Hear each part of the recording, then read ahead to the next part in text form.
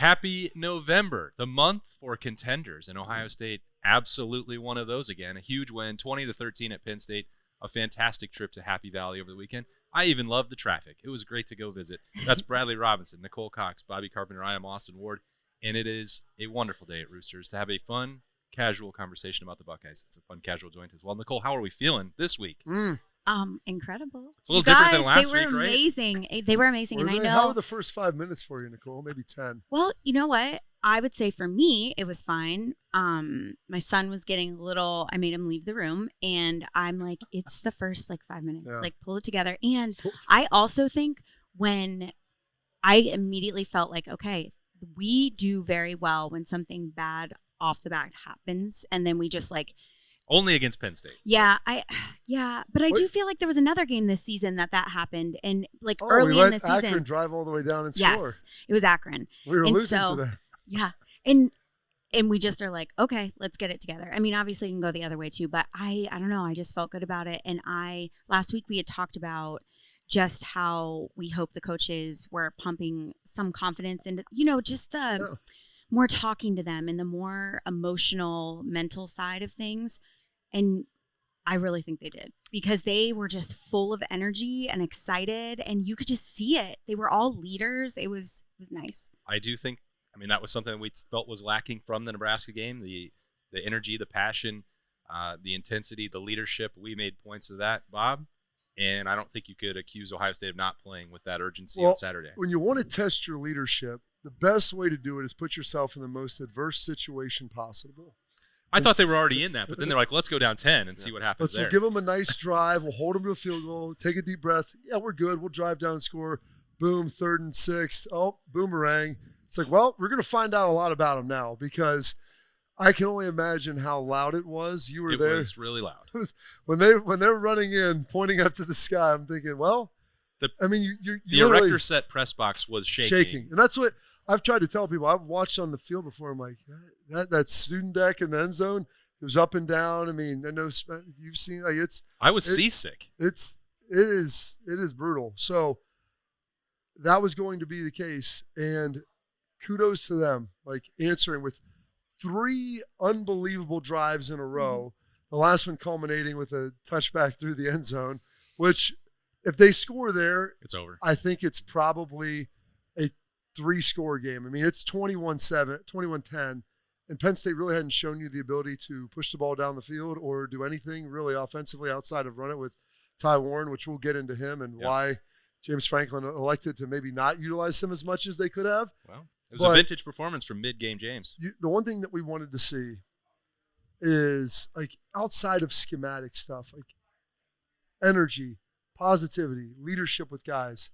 And I think you saw a ton of it. Watching when they're going the vignettes of going to halftime, and you see Seth McLaughlin hitting everybody, getting all the offensive linemen together. Carson has been playing great, and really Donovan Jackson, for what they asked him to do against a first-round draft pick pass rusher in a loud environment, playing great. You saw Will Howard getting fired up, the blocks by the running backs, the blocks by the receiver, everybody getting into it. And then defensively, it was the same thing. You saw a lot of energy, a lot of passion, guys not yielding an inch. And outside of the play, because they were going to make plays. Penn State, it's a good team. They're a good team. And now the title is, they beat, the narrative is Penn State's not any good. Well, that's also not true. No.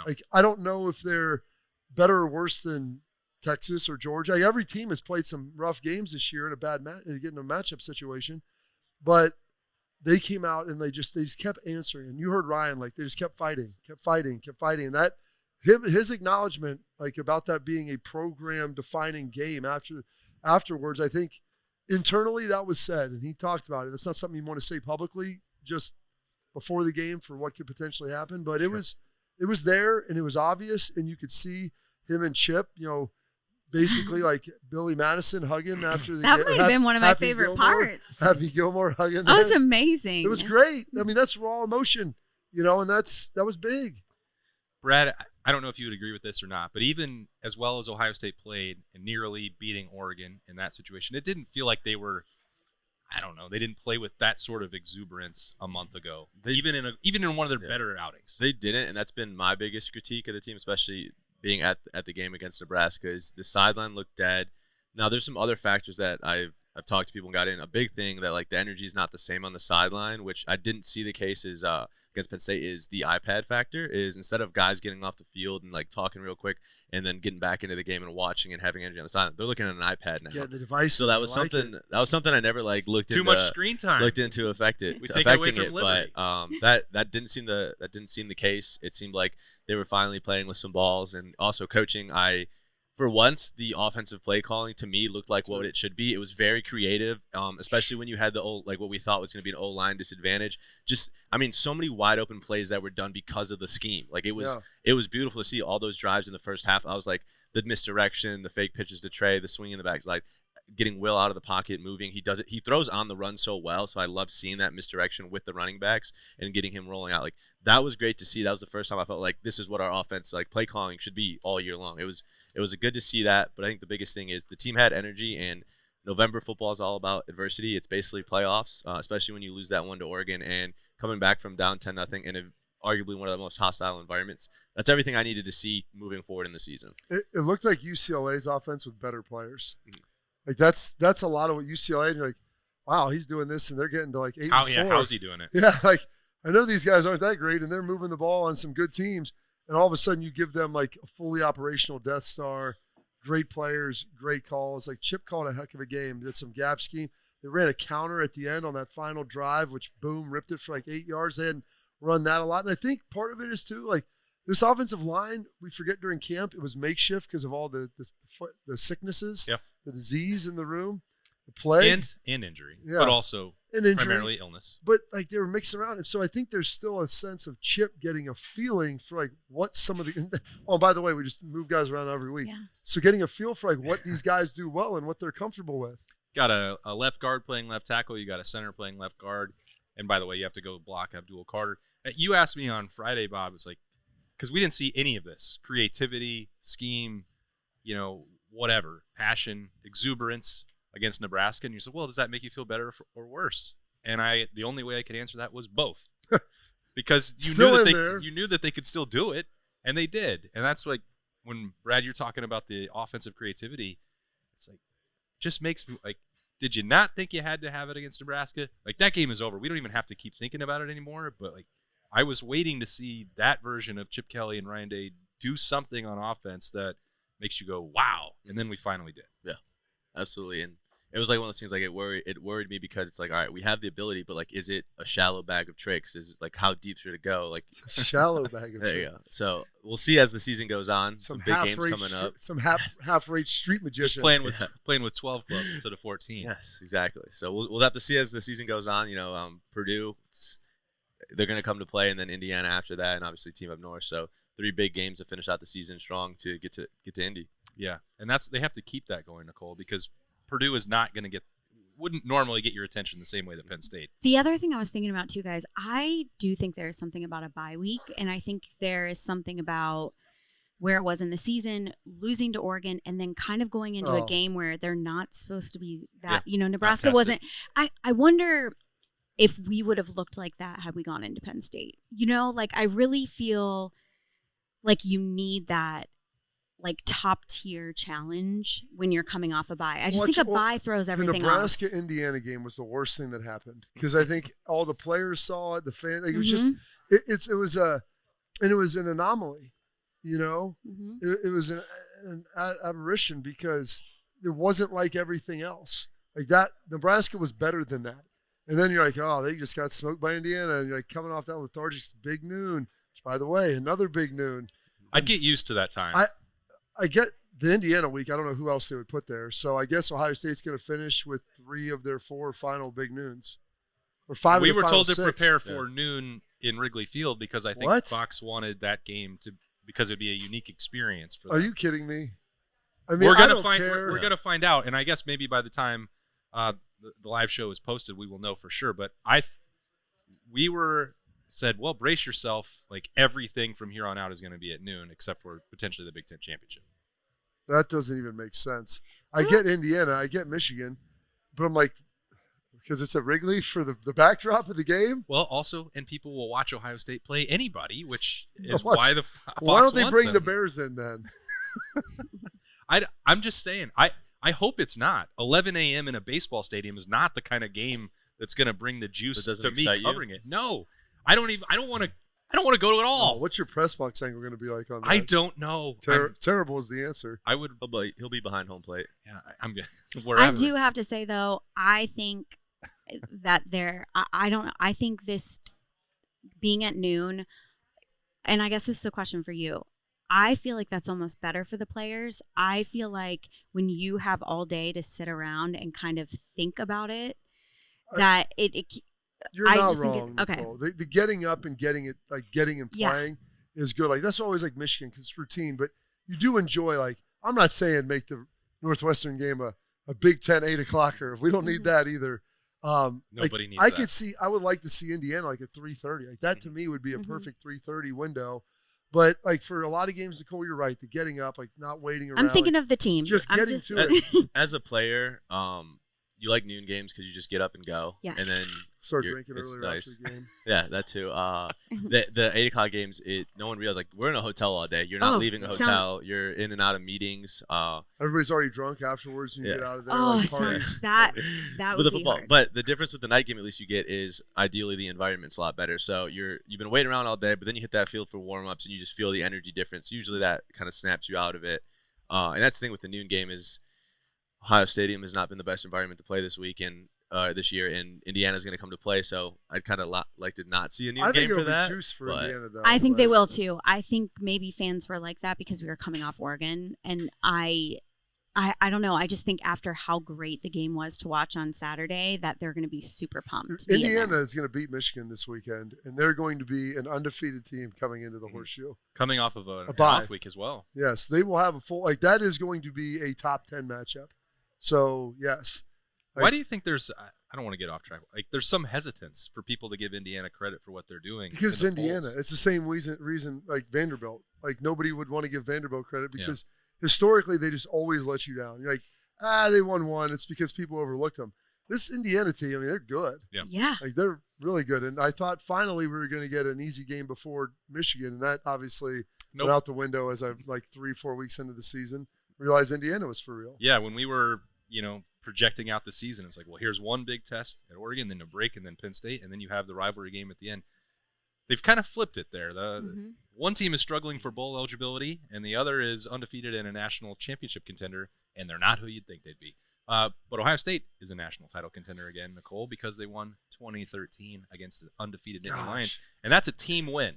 So it's a program win. There's a program win is right. There's a great chance that we might name 85 people. Yes, I could Roosters name. Buckeye leaves. I mean, let's schlag it up. So many. I have someone picked, but I was also thinking about seeing Ryan Day at the end of that game and how excited he was.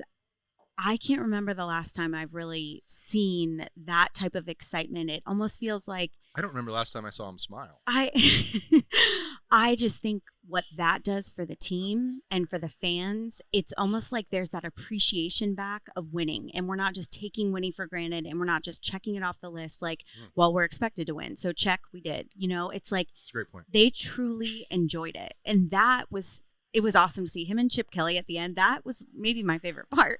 Like they were just like little kids, just like, and that's how it should be. We can't ever forget about that, how important it is that there are high expectations. Again, Bobby, this is the whole standard thing that drives me crazy is like, I know there's a standard, but at the same time, like we still have to be able to enjoy those wins, especially all the effort they put in. Well, when you meet the standard, you should celebrate. Is the standards high? And that's a standard game. But they treated it like, I don't know. Because it's like they won the Rose Bowl. It was just listen. Ryan said after the game, it was a programming defining win. I mean, you can't win the big game. You're going on the road. Penn State's supposed to be really good. Like everything is set up for that game. If you lose it, it's only going to be amplified. Like everything there, and the way that they won it, I think, going out with a team that, what did they say? They were leaderless, couldn't run the football, offensive line not very good. You saw lots of passion. You saw a defense that played incredibly tough and answered the bell, a defensive line even, and then you saw an offensive line that dominated. I checked every box. A good defense. Every box you needed to check in that game. Yeah, it wasn't like there's some this or that. Like and they did it even with they didn't play great. Like they could have the Will Howard fumble and then the pick six. There's 24 points or 14 points that are left out there on the field. So I'm picking Ryan Day, Chip Kelly, the coaches. I mean, really the coaches. Put Justin Fry in there too. Yes, so you him can as have well. him because he was the guy that everybody they had six burial plots for the 5-0 lineman in Justin Fry, and they were ready to just push him in. I just think all the coaches. I think also the way they coached them this past week leading into the game. You could just see that they actually were it wasn't just drilling them because of the loss. It was like putting some confidence back in them and reminding them of how they are leaders and they can be excited and they need to celebrate those things. That is just not expected. I also loved watching Donovan Jackson play. I felt like I haven't. Yes, he had a lot of fire. And just for him to be switching, like he's an All-American guard and to now be playing tackle and is like, all right, I'm doing this, and I think that's incredible. And his excitement, like, I was like, okay, that's the guy I know. It was nice. So I just think, I don't know. It's like I'm giving him to everyone. Well, it was a selfless move for him, and it was not easy because he's going against one of the best, as Bob said, a first-round likely defensive end. He got beat a fair number of times, but he certainly didn't quit. So you have to give Donovan credit for that. And he gave some colorful quotes afterwards, too, which was great. Loved it. Yeah. Loved Brad, who you got? You got Jaden Fielding here or what? So I got a couple. Jeez. I'll start to. Our last field goal ended up behind the upright. I don't know how that happened. So I'll start just kind of building off of what was just said. It was great to see how confident the team was, but the way they celebrate at the end is like you have to have fun with it. Yeah. If November is a grueling slate, college football is a grueling season. If the guys aren't having fun in dominating and playing those aggressive games and then enjoying it after, it's going to build up over time and it's going to be super negative. The fans will be super negative. It was great to see them celebrate and enjoy what they did because it was worth celebrating. To build off of that, I mean, I mentioned Chip Kelly definitely caught my attention this weekend, and that was something I watched all first half. I was like, about damn time. With that, Jaden Fielding, 2 big kicks after a pretty bad miss the week before. He bounced back, hit 2 kicks he needed to hit in a hostile environment. Doesn't matter if one was close, Bobby. It still went through. It still went through, and that was good. They don't ask how. They ask how many. And then, I mean, people bring it up all the time, but I think you can get a 10-minute highlight reel of Travion Henderson pass protecting and blocking. Yeah. Throw Quinshon in blocking. The running back's ability to block, not just in pass pro when you had O-line questions, but just in general, how aggressive they are. I think it just feeds off everybody. It was sad because it was overlooked. The play Will fumbled on. Trey absolutely mauled the guy, and then I think it was either Berm's pick or a video I saw. Like you see, they're looking at the replay of the fumble, but then you see Trey just flexing over the guy he just knocked out, and like it feeds the team when you see that. It just gets in like it's so aggressive. Guys that aren't supposed to be hitting like that, just absolutely dominating people in the run block and pass block. So I gotta love it. Got to keep showing attention to that. Yeah, remember when Travion's toughness was questioned a few years ago? While he was playing on a broken foot. In all fairness, he has matured a lot. Oh, I'm saying he was already tough, but it was like now he's taken it to a level that is undeniable. So he had that block. Quinshon had a great block on the sweep where the linebacker's running inside out on 3rd and 2 at the end of the game to finish off and smokes him. And then on the one zone read, G. Scott did a great job on the edge. Like Bennett Christian, G. Scott, those guys get one. I'm going to give one to K-Mac inside. I love it. I'm like all these. I'm like, all those guys, like these are guys we were talking about. Like we wanted to see more rotation with the D line. Well, you've got K-Mac in there, McDonald on the goal line and knocking their center 2 yards back, and that's the only way you can stop him. He's a stud. He is an absolute. And here's the thing. Now I'm like, dude. Now everybody's seen it. Now the standard is the standard, Nicole. You've put it out there. Like you pushed the expectations out here. Now you've got to go get them all the time. And like the same thing, like Carson Hinsman played great. Last year got kind of weird at the end. There's the comments around the bowl stuff. They bring in Seth McLaughlin. And like, dude, I give him a lot of credit. He gets a Buckeye leaf. Waiting in the wings, waiting, he could cry, sulk, pout, hit the portal, do all those things. Came in, played great. Yep. Played really stinking well. And that is a culture. When people talk about the culture being bad, like guys don't care, that is not indicative of what you saw out there. When guys have opportunities to leave or they could pout or they could do this, they were ready when their opportunity was called. And so they went in, they played well. Kenyatta Jackson, Caden Curry, both made nice plays on the edge. I mean, Kenyatta had a sack. Like getting those guys in, like, hey, they could be, we're not playing enough. They're not using us right. Get him in there. Made some big plays. Did a great job. And then Cody Simon has been Cody Simon. Yes. Who you expect? And you give one to Sonny, you give one to stinking Lathan too. I mean, doing a great job. I mean, really, all these guys. I'm not going to stop you. Keep going. It was team effort. It was the whole stinking team. Caleb Downs, the one tackle he had on the edge. That was one of the most ridiculous tackles I've ever seen. Grabbed his ankle, really grabbed him by the foot and But pulled him down. I also kept watching the replay. I watched it 10 times. I'm like, why did he even choose? He didn't take the safe route. Yeah. He said, watch this. I'm going around. If he doesn't make it, it might be a touchdown. I mean, It's getting to the edge. that was The last time I saw something, I brought this up to my buddies I was watching with, is I don't know how many people remember it. So to me, Jordan Fuller was one of the best safeties we had. He was a true safety valve. No one got past him in the run game, or no one ran underneath him. He always, for sure, tackler. And seeing Caleb Downs is that, but he does it so aggressively, and he makes the 'Cause plays he's behind the twice line as of good scrimmage. athlete. I love Jordan. It's I love Jordan, and and he why was I that thought safety Jordan. valve that we were missing in the run game. When Jordan left to the league, you saw that, and now it's hey, here's this, and then this insane athlete doing it at a more violent level. Yeah, he's an evolutionary Jordan Fuller, which is a great place to be. Yeah. The one name that has not come up yet that I will make sure we give a Buckeye leave to is Davison Igbinosun. Yes. I think, Oh my gosh, I haven't written His- down. yeah. I can't His believe I didn't interception say was that. remarkable. the penalties, the physicality, you're gonna get some highs and lows with Davison Igbinosun, and sometimes that can come within 2 or 3 plays of each other. Ohio State spent last week. They said, "Well, we're going to put some gloves on him. We're going to try and get some of the holding and stuff out of his game." And Watch him walk around. It sucks to have boxing gloves on at practice. I went to ask him about it after practice on Wednesday, and I think that he was embarrassed about it because he was like, "No," he's like, I'm not going to Talk about I'm not going to talk about it," which is fine. I totally understand. Then he goes out, he gets another penalty, but the response to that with one of the more ridiculous interceptions that you're ever going to see in the red zone, I'll never forget just the sound in Beaver Stadium, because they spent 3 minutes, everyone in there, 110,030 people. Well, subtract out the people wearing scarlet and gray. They all thought it was a Penn State touchdown. They had no idea what happened. Yeah. They're thinking, Joel, they call it touchdown. If you would have heard Gus, touchdown! Yeah. Tied Nittany Lions! Oh, my And God! from that angle, Yeah. that's what it looked like. And then Joel's like, well, Davison Igbinosun has he's the ball. got the football. So that's going into the corner of the end zone. I can't see it, but I saw Kenyatta Jackson pointing the other way. And everyone in the press box, they're like, "Oh man, that's a big touchdown for Penn State." And I'm like, they're like, "What are they reviewing? Did he get a foot down?" I said, "They're reviewing it's an interception for Igbinosun. Like, what are you guys talking about? There's a screen right here.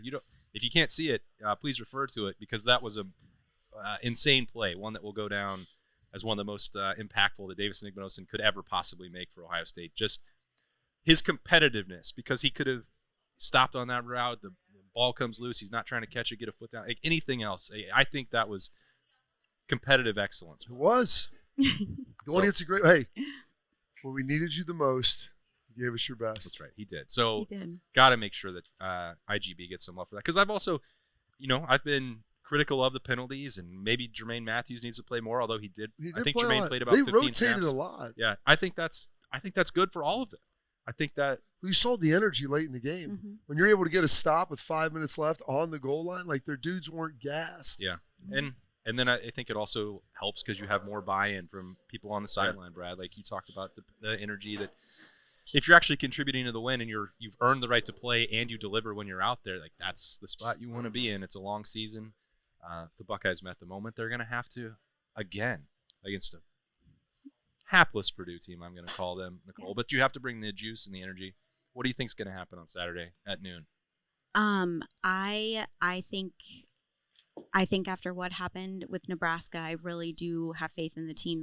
We're going to be able to keep this rolling. The excitement, because I was hoping Indiana was next week, but it's not. Yeah, we still have Purdue. And I'm always and jumping ahead. unfortunately, we have Yeah, Northwestern after too. that, so But my score is 42-7. 40-7. Mm-hmm. Okay, You think that's good? I like that score. If you can't Okay. be at the Horseshoe, you should be at Roosters, and you might want to come in on Tuesday because Bob, this is the big one. Well, it's their This, five. this is definitely a fave. It's the 5-tool player because nobody if you're going to get an appetizer that everybody's going to like, You don't want to get the mott sticks. How much is it on Tuesday? They're $3 all day long. They're served with a side of marinara sauce. They're crispy. They're gooey on the inside. They're delicious, and they can be yours for $3. Perfectly fried. And a huge thank you to everybody that registered for the Buckeye giveaway. Yes. I'm picking the winners immediately last after drawing. leaving here. Yes. All So thank 600 you. million people that voted. It was the largest output of votes of all time. We have had a lot. We definitely have had a lot. And so thank you to everybody that has taken the time to do that. Okay, so those prizes will be coming out soon. Nicole will notify the winners. Yes. Did you like doing it this way, like staggering it out throughout the year? Yeah, I like that. And like all the different prizes, it's just been different. But I think people are really enjoying it and having great, unique Buckeye experiences. Absolutely. That's the whole point. We're going to let Nicole go. She's given the score prediction. She's given the Roosters Buckeye leaves. So that means it's probably time for Berm to arrive. And he'll be right back in here as we keep talking about Ohio State at Roosters, How which is happy a he is. fun, casual joint. A limp. Roosters has been so fortunate. We just want to be able to give some of that back to the community. They donate to organizations that are near and dear to their heart, and we're so fortunate to have been with Roosters now for a long time. They always go above and beyond to help support our foundation to further help veterans. It's just a wonderful feeling to know that Roosters supports the Buckeye Cruise for Cancer. All the folks at Roosters are just genuinely kind folks, and they want to make a difference. Thank you, Roosters Foundation. Thank you, Roosters. Thank you, Roosters. Thank you, Roosters Foundation. Welcome back into Roosters. Let's dial up the fun because Berm is here. He stayed positive all last week, and he was rewarded. Yeah, that's pretty much how I remember it. Can't think of anything else that happened. No, okay, so I want to just address the elephant in the room here. Oh, which okay. is, there's a lot of people who are very pissed off at me for picking against Ohio State last Monday. It's okay, but you switched to When I said it's early in the week, right now, this is how I'm feeling. By Thursday, Friday, I was on the right side of history, and I said, what did I say, 24-17 or something? As the flop final? more than a politician, Berm. I'm fine with it. I got a text. People get voted for immediately from Jeff Ward. He said, I have never heard Berm pick against Ohio State before. I am He concerned. was pretty disenchanted last week. No, I mean, the reality is you just leaving that Nebraska game, you felt a lot of like, wow, where did they go from here? Because there were so little viable excuses for the way that Nebraska game was played. Unless the coaches just decided, screw it, we're not worried about Nebraska at all. And by Wednesday, I kind of came around to that being what happened. Now, it's a wild approach, though, because it nearly cost them everything. It is, but like I really can't bring myself to believe anything else. I think they just decided, well, we're going to focus on Penn State. We're going to do what we have to do to beat Nebraska. And Nebraska played better than maybe they thought they would. And so in the Buckeyes, which I don't know how they would have thought they weren't going to play well because they were not going to put out that Indiana effort again. Yeah, so whatever. It doesn't matter. What matters is that Saturday you saw an Ohio State team that came in prepared, focused, with a plan, and they executed it really nice. I really hadn't thought about it in this term until we were sitting here before the show started, but it sort of felt to me like the first half of the Iowa game where you are dominating the game, but yet it's 10-7. Yeah. And you're like, man, I don't know why that feels so weird. Or I'm sorry, it was 13-10. Yeah. And you're like, ugh. It felt like you could have been up a lot bigger, but you had two weird turnovers. 14-10. 14-10, because that's the score ended up being 20 because they scored 2 field goals in the second half. So it's 14-10, and you think this should be a much bigger gap. And the difference was being that you're playing at Penn State. Obviously, you're playing a much better Penn State team, and Penn State capitalized on the Ohio State turnover where Iowa didn't. But there was never a moment after the first drive of the game, after the touchdown drive, after the touchdown drive by Ohio State, where you felt like Penn State had any idea what they were going to do. Well, 3 drives in a row, they marched down the field. Like the only thing that stopped them was Will fumbling it out through the end zone. So, I mean, kudos to the staff. I thought that we've seen Chip Kelly now at Oregon and at Penn State dial up what I think are his 2 best games of the year. And I was a little critical Saturday after the game because I thought there was a moment at the end of the first half where Ohio State up 14-10 gets the ball at their own 25 and kind of just said, screw it, we're not going to worry about this drive, and ran it twice in the middle of the line, and then you get sacked on the 3rd down, and then you punt from the 5, and Penn State, the Igmanosin interception happens at the end of the half because you gave them the ball at midfield knowing that you didn't try to move it. I guess I would have liked to be a little more aggressive there, but other than that, I don't think that there's a thing you can look at from the offense where they didn't seem to be in complete control. And it was actually James Franklin after the game who, in his press conference, opened up his press conference by talking about Ohio State having a championship drive to win the game. And he's always very complimentary of the Buckeyes. He loves to pump up the Buckeyes after he loses. It was we're not quite there. He's very good at it. He's got 10 times experiencing this feeling where he can go say, "Hey, that's an elite program. We're just not there yet." Good for you, James. Yeah, I mean that's his job to say, "Hey, he's a stone. We're trying to." But he got a lot of flack after the game. He tried to fight a Penn State fan. I loved that personally. I respected it. He asked the dude what his name was, and the guy flicked away. So there was a video that I actually just saw on Twitter right now of him staring at the Ohio State celebration after the game. And then it's his favorite movie. But he wasn't doing every that. year. I only know exactly what was happening because he was waiting for Julian Fleming to get done saying hello to everyone. I was the last person in the video talking to Julian, so I know that he was just waiting for Julian to get done so they could go sing their alma mater. It wasn't him Did guys leave before it was done? I heard.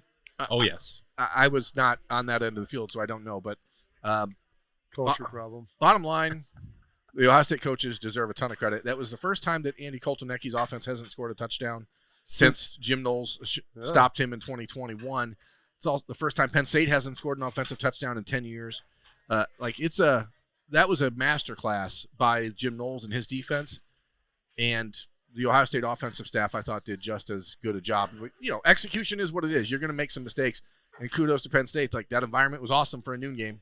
We've talked about it before. It's not a whiteout environment at noon. The stripe, but it was loud. Oh, it was loud. I think they took it a little bit as a challenge. Screw everybody else. You're not going to make this a night game.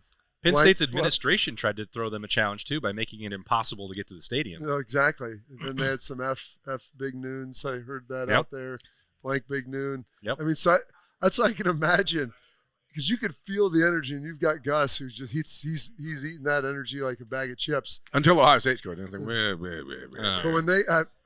when I watched that pick six, it's oh, you were on the field. How did that feel? It was loud. Your chest. That's was what I'm saying, though. I was just oh no, Will, come on, because I was at the other end zone, but I could see the coverage, and you're like, no, don't. It reminded me again. I always have to bring up at least one Bengals moment, but the Joe Burrow pick six on Sunday, where it's he throws it, and you're like, what in the hell are you doing? Of all the great, I told Will today, you're one of the few dudes I could say had a great game and had 2 turnovers as a quarterback. And Penn State schemed that up. They did, and what was amazing, so I thought Ohio State would win this game. I thought they would run the ball effectively, but I thought it would be effectively more 17 for 85 to 90 and take some shots. And they took 2. Will missed Carnell Tate. And then it's inexplicable. Jeremiah Smith, I guess I just have expectations of him to catch everything. And he kind of hesitated a little bit. Yeah, he stopped on the route. I don't know if he thought the play was taking too long and that it was over. And so he turned back to see what was. Will put that ball right where it should have been a touchdown. And even if that being the case, all he had to do was put up a second hand. And Will still was right there.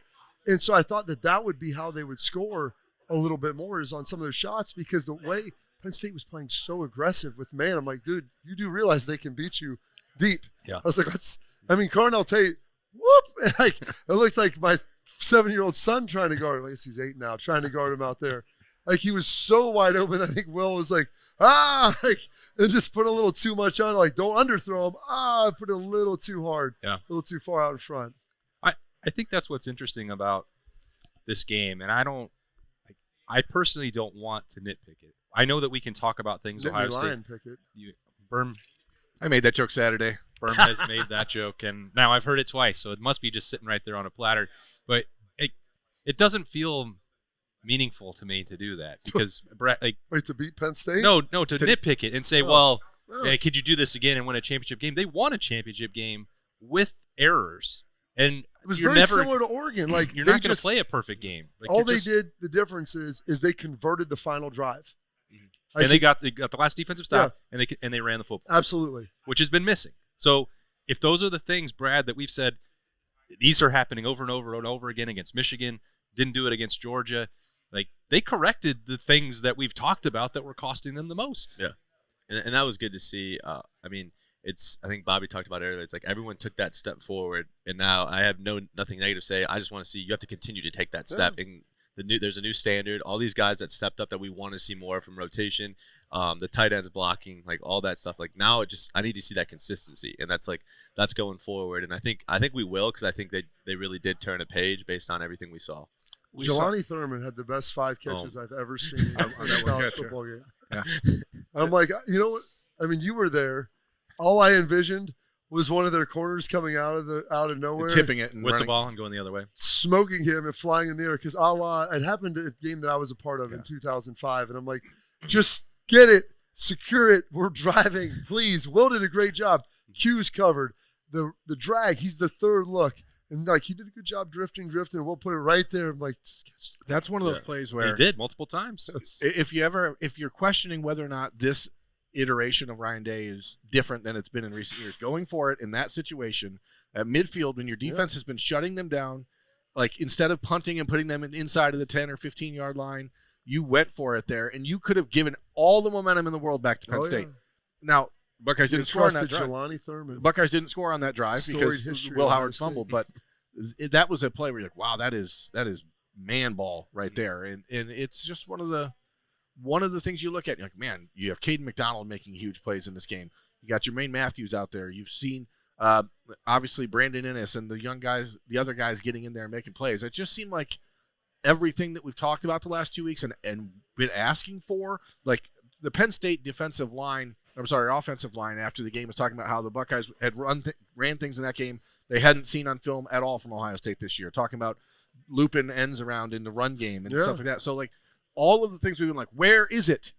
There it was. And I actually think, and this maybe is crazy to say, but if Ohio State won that game 34-6, which they very well could have. Oh, if the Will scores right there, it's the route's on, I think. But, like, I don't think that would have been as important as winning it 20-13. The 5-minute and 13-second drive. It was program and defining. James Franklin talked about it. I think that it's more important to win that game that way than running away with it. A blowout wouldn't have done anything for this team moving forward, I think.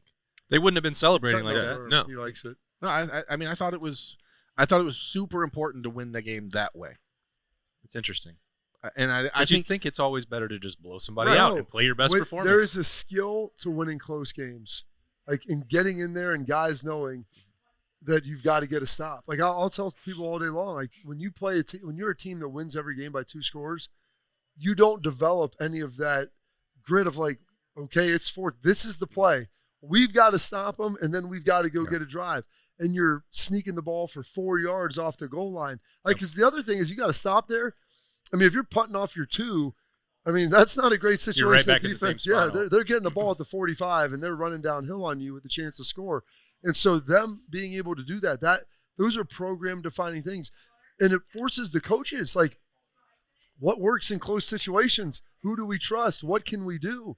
Like, you've got to be in those to be able to have the experience. Like, experience is a cruel teacher because sometimes you're going to fail and sometimes it's not going to work. But the failings, I think, oftentimes lead to more of the successes than what people want to realize. I just think that there were moments. I mean, that drive is so much a microcosm of like everything that we've been waiting to see Ohio State do. But there was 2 third and short plays where Will Howard just runs power left, and one of them is the final one that really ended the game, or did end the game, where Quinshon Judkins just had smokes a guy. And in the Buckeyes scoring drive, the first scoring drive of the day, Quinshon had like a really good 3-play series, and then got pulled off the field to get Travion in. And I couldn't read his lips. I couldn't see what he was saying. He was very, very animated towards the sideline about coming off the field.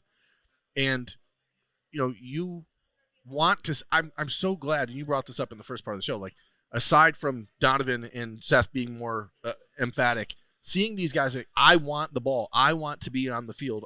Like, maybe if that happens a bunch of times, you start to be like, hey, stop being selfish. Well, you don't want the guy like throwing his helmet and stuff, but it's okay to show like emotion for coming off. Hey, I'm doing this. I want to go. And we said it last week on our, I think on the radio with you on Wednesday. I thought it was really, really beneficial for Ohio State that this game was on the road this past weekend. I think it was what they needed because is you had that whole Ohio against the world mentality, and when you're on the road, like it's much easier to get in that bunker, and they knew their backs were against the wall, and they did. You only have your teammates on the sideline. I think that's where you get that energy change, is because all you have is those 74 guys that travel.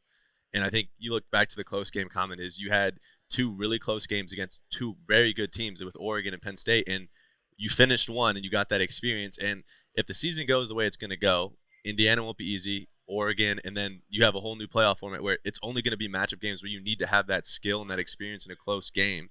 And to say that is, I think we talked about it before the show, is one thing I do love about Will Howard, and I think it starts with him, is I've seen him countless times throughout the year make a mistake, throw a pick, fumble. The next drive, it's like he's starting a game. It's his ability to just nothing bothers him. Nothing shakes him. And I think people can be critical of him at different times, but I go, that's what you need out of that quarterback. With the type of offense and team we have, you need that in your leader. I think he's vocal, everything you hear. I mean, you heard in the press conference, Coach Day made the joke about, that was the G version of his speech. It's like, you have that guy, but then he also goes out and he's about it. He messes up, everyone sees that, but then he's about it the next drive, and he continues to be that leader, and I think that's a huge thing. For a guy that came out during the week and said, I always wanted to go to Penn State, they didn't think I was good enough. Saturday, we'll see. To throw a pick. And then to start that way? Yeah. With pick 6. Like, it'd been real easy for someone to, just slowly crumble into a ball. And for him to come out and put that drive out there, the running, and then a little bit of Drew Aller, nonsense. I love it. And the guys, we talked last week too, you want to see fight, you want to see this and that.